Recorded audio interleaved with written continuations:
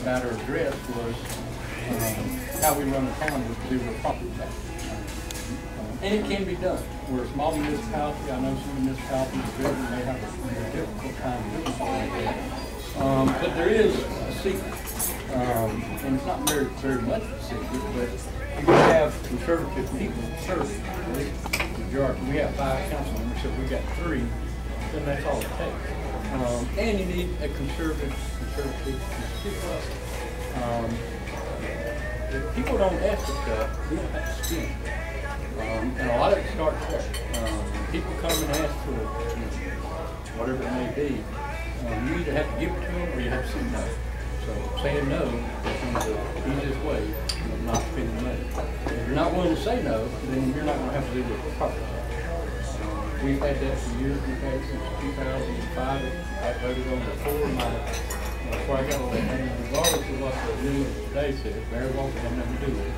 It was a budget thing. It was just in the budget. The town administrator put it in there. We started off with 18 meals and we looked at 0 meals and decided that we can kind of pass that 1% property tax. That there was enough money coming in from that one penny that was more than what we were getting from the property tax. So we just but you got to continue. Every year that I've served, we've had people come to us, and a lot of them with great causes and effort. You know, would y'all do this? Would y'all do that? Would you give us money for this? Would you find a building? Would you do this? Would you do that? And they're good things. But we have to sum it up. That's not our responsibility. That's not a government's responsibility. Church may do that. Neighborhood can do that. That's not what government does. Some of the stuff even in schools do. We have people ask us for after-school programs. Can you fund it? Can you do that? Can you do that? And we'll tell them that. It's not popular, but it gets the job done. That's going to change. Our town is becoming less conservative. Our council is becoming less conservative. Just like in Washington, the same thing happens on the local level. When you figure out that if you say yes, you get votes, then you start saying yes. Sometimes it's because you are going to buy it. If you say yes to this program, you think you'll get 50 votes.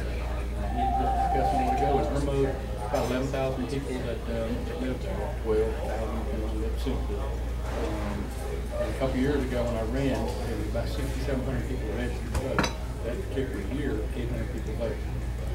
So very easy to kind of figure out, which people vote, who do you listen to, this kind of stuff. But as more and more people change, and as council realizes they just need 50 more votes to win, then it's easy to start spending money in order to find those votes. And there are some people too that, not because they're not conservative, but because they may be sweet, kind, and nice, you don't want to say no to people. It's very difficult. In a municipality, everybody you serve basically is your neighbors. And you're going to irritate somebody. We got an issue right now that people come up, people want to raise chicken. Some neighbors think that's the greatest idea in the world, other neighbors think it's the worst thing.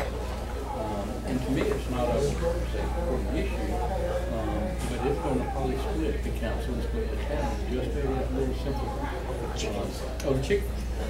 Because some people think, well, the chicken's moving to the country. And other people are thinking, hey, it's just 4 chickens, we can get eggs, everybody else. But that same little thing, and this is more of a, I guess you call it a rant, but we had someone come to our town council last night.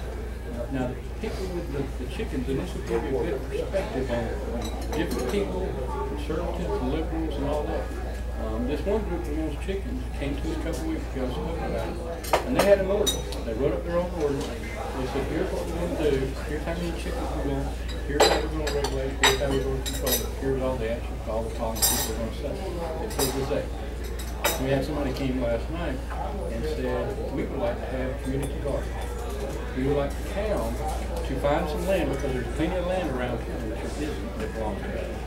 And we would like to be able to have a community garden on this land. And we got this group, and we teach children, all this good stuff. But we want y'all to supply the water. We need it fixed up. We need dirt on it. We need mulch. And we need all this stuff. And I'm thinking, what are you going to do? I mean, why didn't you find the land? Why didn't you bring it to order? Why didn't you? They want somebody else to do something for them. And that's the difference in the philosophies of people, but it is changing. Years ago, somebody would say, well, if I want a garden or if I want to teach kids to garden, I'll do it in my backyard. Or I'll go to the church and do this. Nowadays, they're always looking to government to fix everything they want and give them everything they need. And that pushes the council. At some point, council will start saying, yes, we need to do that, we need to do it. And we'll supply the manpower, we'll supply the people to weed the garden, we'll probably supply the dirt, we'll supply the raised bed, we'll supply the water, and then we'll watch it die because somebody else didn't do whatever they were. But in order to, again, run a town at zero, just you need people in the town, the one that don't ask for a lot. We provide minimum services, we provide police, trucks, and those are our main things, fire service, garbage service, and everything else we try not to differentiate. We don't have a park and recreation. We have a beautiful town with a lot of trees planted and that kind of stuff, but we don't provide those services. We don't provide pool programs and things like that. We don't provide schools. There's other entities out there that do all that stuff, and the more I think you can let other entities do what it is they do. You stick to what you do and only do that and not get into everything else. Then you can run a town with zero property tax. We do a budget every year. The last couple of years it's been more like everybody else. And we had to budget at the beginning of the budget. We had to anticipate taking some money out of reserve. And right now, if you look at our account, we have about $5 million in the bank. And to some people, that's like, oh, well, wow, we can buy open strut land for $250,000. We can buy a snow plow for $6,000 and a truck for $20,000. We can buy land for a community garden or a community garden. But the difference in that is that $5 million will take us $2 million to run our account. And that's what they're doing for. But as soon as some people see dollars, then they think, oh, well, let's just go there. And you got to say no. You got to say no, and you got to live off that minimum amount. I think our police department is probably 50 to 60% of our budget, and that's what we try to do. Provide a safe town, good police officers, good discipline, and of course, to run a town, you need staff, and we've got a minimum staff. But after that, at some point, you just either say yes or you say no. If you want zero bills, you say no. If you don't, you say yes. That's what it gets down to. Y'all got a great police. We do. They are Johnny on the spot if you ever need some. And everybody, we don't, people think we have a fire department. Irma Fire District covers the Lexington side of the lake. We contract out with them to provide fire service for the whole town instead of having, rippling on one side and everything. And because of that, we don't have to duplicate that. We don't have to have another fire department building. And we can, like I say, focus on the main thing, which is service protection. So that's what I was doing. I think everything else we do is pretty good. I mean, there are some things that I think we all think sometimes I wish we did this, I wish we did that. We talked about water. We used to have water. We sold it years ago, got cut out of the water business. I know that's pretty bad. Sewer services, we don't provide none of that. We're stuck at the city of Clinton. Whatever they charge, we pay the county. But I don't know that if we provided those services, we would do a better job. You look around everywhere you go, Casey, everybody provides it. They're looking at height. There's no way to provide the service without an increase all the time. So I think we're lucky in a way that we're out of that. We run a clean town, a good town, a winning town. This year or two down the road, I think you'll see changes because people are changing too. Years ago, Irmo was, I'll say there was a buffer between Irmo and the city of Clinton. And there's not that buffer anymore. And there's a lot of integration and a lot of legal thinking and a lot of that kind of stuff that slowly makes people, and most people live in town and get elected too. And that's good. I mean, we have a diverse right now council as far as some people police philosophy, something like that. And we like that. We cover a lot of stuff. But, and we can almost debate stuff to a point where we know we've debated all the time. but I've seen a lot of stuff change. The mayor has decided he's not running, and that's going to make a lot of change. He's been very conservative. He's probably more on the libertarian side. Very much no to any and everything. And I thought at one time I was conservative, and I sit beside him, I questioned it. Because I think, good Lord, you know. But it's helped us, you know, stay track. That's going to change. I don't know what's going to happen, who's going to become mayor, who's going to get reelected this year. But I would think after that, we'll start slowly adopting some of these other things that we've been doing. Barry going after it again?